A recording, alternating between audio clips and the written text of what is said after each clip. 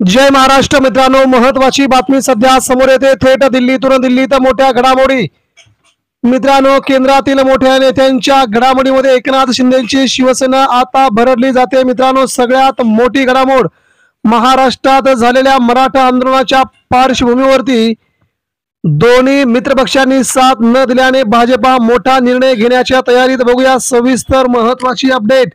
देशाच्या राज्याच्या राजकारणामध्ये अतिशय मोठी घडामोड. भाजपला अडचणीत आणण्याचा डाव अखेराला समोर. नेमकं काय घडतंय बघूया मित्रांनो.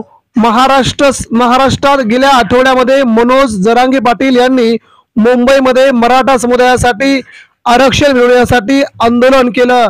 या आंदोलनामध्ये देवेंद्र फडणवीस यांनी आपल्या चातुर्यानं, आपल्या मेहनतीनं आणि आपल्या बुद्धीच्या जोरावरती आंदोलन यशस्वीरित्या अतिशय पार पडलं आणि मराठा समाजाच्या मागण्या देखील मान्य केल्या.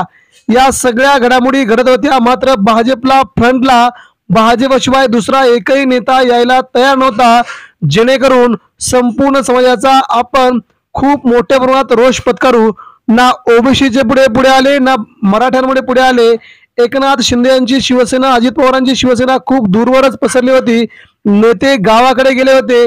ज्यावेळेस मुंबईत आंदोलन चालू होतं तेव्हा अजित पवार महाराष्ट्रात पुणे या ठिकाणी वेगवेगळ्या गणपती मंडळांना भेटी देत होते, तर दुसरे उपमुख्यमंत्री एकनाथ शिंदे आपल्या दरेगावी जाऊन बसले होते. अशा वेळेस भाजपने हा किल्ला लढवला आणि किल्ला लढवत असताना जिंकला देखील. परंतु त्या पाठीमागे खूप मोठी घडामोड सध्या घडून आल्याचं दिसून येत आहे. मित्रांनो, केंद्रात भारतीय जनता पार्टीने आता एकनाथ शिंदेची शिवसेना, अजित पवारांची राष्ट्रवादी यांना मात्र खूप मोठ्या प्रमाणात सूचना केल्या आहेत. अन्यथा सत्तेतून बाहेर असं देखील सध्या सांगितल्याचं बोललं जात आहे. मुंबईत शिंदेगडाचे खासदार असणारे मिलिंद देवरा यांच्यामुळे भाजपा पूर्णपणे अडचणीत आल्याचं चित्र या ठिकाणी दिसतंय. मिलिंद देवरा यांनी आझाद मैदानामध्ये मराठ्यांना उपोषणासाठी आंदोलनाकरता कोणत्याही प्रकारची परवानगी देऊ नये असा शिंदेच्या खासदाराने थेट देवेंद्र फडणवीस यांना पत्र पाठवलं होतं आणि ते पत्र आता सगळ्यांच्या समोर आलंय. यामुळे मराठा समाजाचा संताप सध्या शिंदेगडावरती, मिलिंद देवरावरती आलाय. मुंबई ही मराठी माणसांची आहे, मुंबई ही मराठ्यांची आहे. या ठिकाणी आंदोलन करायचा आमचा हक्क आहे. लोकशाहीमध्ये आमचा हक्क कोणी हिरावून घेऊ शकत नाही.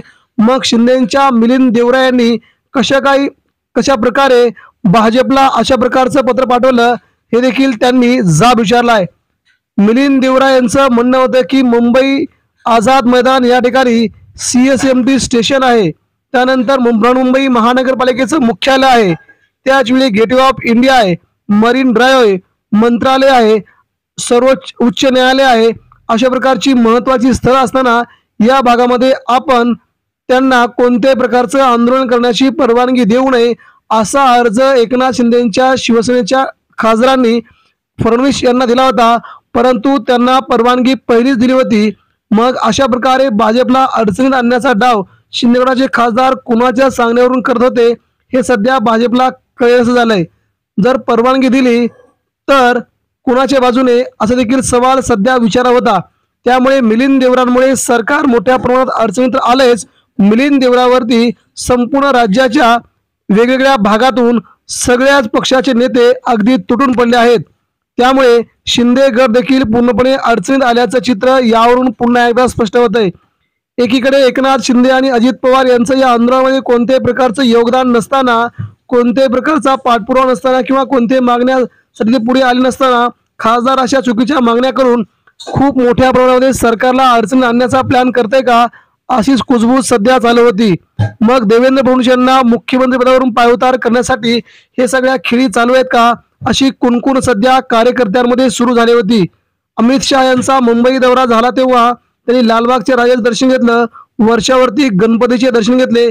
त्यावेळी बैठकीमध्ये एकनाथ शिंदे, अजित पवार आणि मुख्यमंत्री देवेंद्र फडणवीस यांच्या भेटीदरम्यान मराठा आंदोलन हाताळण्याच्या सूचना एकनाथ शिंदे यांना दिल्या होत्या. ज्या प्रकारे 2024 साली मराठा आंदोलन हाताळलं तशा प्रकारच्या सूचना दिल्या गेल्या होत्या. मात्र अशा वेळेस या दोन्ही मित्रपक्षांनी कोणत्याही प्रकारची साथ न दिल्यामुळे भाजपला खूप मोठा हादरा बसला होता की अशा प्रकारे वागणं बरोबर नाही. दुसरीकडे खासदार मागणी करतात, त्यामुळे महाराष्ट्रात वेगळाच संदेश गेल्याचं सध्या भाजपच्या मोठ्या नेत्यांचं समजणं आहे. त्यामुळे केंद्रातल्या तात्काळ बैठका सुरू झाल्या असून आगामी काळामध्ये महाराष्ट्रात भाजप कुणासोबत जाणार हा मोठा पेच प्रसंग सध्या निर्माण झाला आहे. मात्र अजित पवार, एकनाथ शिंदे यांच्यावरती केंद्रातील भाजपचे बडे मातब्बर नेते नाराज असल्याचं देखील बोललं जात आहे. त्यामुळे महाराष्ट्राच्या एकंदरीत राजकारणाकडे, मराठा आंदोलनाकडे बघण्याचा सगळ्यांचा दृष्टिकोन जरी वेगळा असला, परंतु भाजपने मात्र मोठी खेळी करत स्वतःला खूप मोठ्या फ्रंट लाईनला ठेवत एकनाथ शिंदेंना, अजित पवारांना बाजूला सारत मराठा समाजाच्या मागण्या करत जरांगे पाटील यांना खूप मोठं खुश आनंदित ठेवायला भाजपा कुठेही कमी पडली नसल्याचं यावरून तरी सिद्ध होत आहे. त्यामुळे आता या घडीची मोठी अपडेट म्हणजेच सध्या भाजपा स्वतःच्या बळावरती महाराष्ट्रात सरकार स्थापन करण्यासाठी खूप मोठ्या हालचाली करू लागले आहे. त्यामुळे एकनाथ शिंदे आणि अजित पवारांच्या आमदारांची त्यांना गरज भासत नाही, हे यावरून पुन्हा एकदा सिद्ध होत आहे. भाजपा स्वतः कणखर आहे, भाजपा स्वतः मजबूत आहे, अशा प्रकारचा संदेश थेट भाजपने दिला आहे.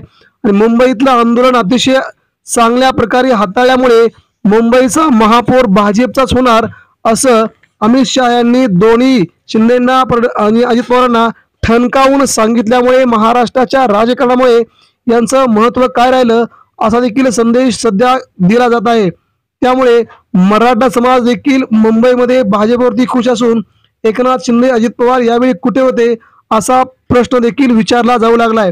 त्यामुळे आगामी काळामध्ये मुंबई महानगरपालिकेच्या निवडणुकांसह देशातल्या वेगवेगळ्या निवडणुका होत असताना ठाकरेंना जवळ करून भाजपा या दोन पक्षांना सत्तेच्या बाहेरचा रस्ता दाखवू शकते का, असा सध्या राजकीय जाणकार आपली मतं व्यक्त करू लागलेत. या सगळ्या घडामोडी घडत असताना केंद्रातील सत्ता देखील व्यवस्थित राहील याचाही पाठपुरावा सध्या केला जाईल. परंतु अजित पवारांचा 1 खासदार, शिंदेचे 7 खासदार, एकूण 8 खासदार, इकडे उद्धव ठाकरेंचे 9 खासदार, मग बरोबर ठेवून फायदा काय असाही एक सूर सध्या निघतोय. त्यामुळे मुंबईतलं आंदोलन महाराष्ट्रात भाजपसाठी आनंददायी, तर एकनाथ शिंदेच्या शिवसेनेसाठी, अजित पवारांच्या राष्ट्रवादीसाठी अतिशय दूरगामी परिणाम करणारं ठरू शकतं, अशी महत्वाची बाब सध्या या आंदोलनातून पुढे येते.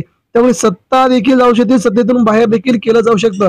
मित्रांनो, याबद्दल आपल्या काय प्रतिक्रिया? महाराष्ट्राच्या राजकारणामध्ये केंद्रातून आदेश आल्याच्या नंतर भारतीय जनता पार्टी या दोन मित्रपक्षांना सत्तेतून पायउतार करू शकते का, याबद्दल आपल्या देखील प्रतिक्रिया आमच्यापर्यंत पोहोचवा. महाराष्ट्रात केंद्रात पुन्हा उद्धव ठाकरेंची साथ, भाजप के साथ, बघूया काय ती अपडेट.